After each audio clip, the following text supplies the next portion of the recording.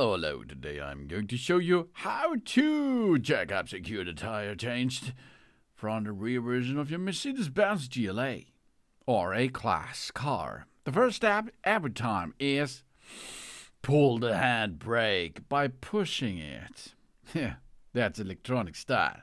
Then, of course, you're going to get wedges on the opposite side of the wheels to support, to secure. And then, of course, you should untighten the bolts first by using a big tool.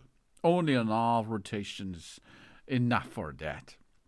Then we go to the front side of the car, and we are searching for the jack up point. The jack up point is seen underneath. As you can see, this is the area where we are going to jack up our car on the front side of the vehicle. It's the same on the other side, of course. There are on the markets, there are specially bolt type additional parts for your car jacker, of course, but you can also make this on a flat surface too.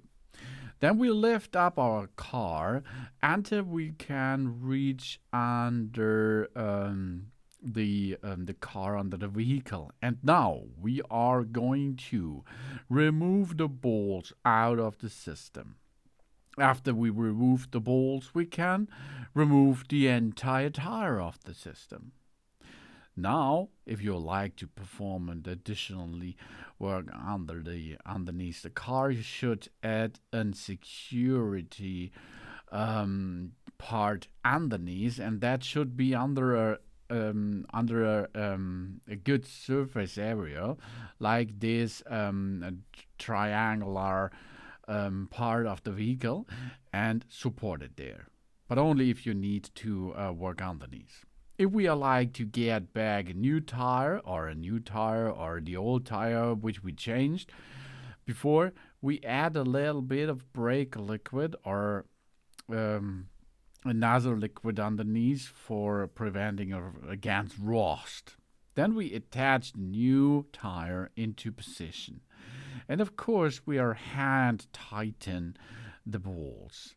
But only hand tighten, that's enough. Not tighten it too much. If you're going to use a tool, use the lower setting.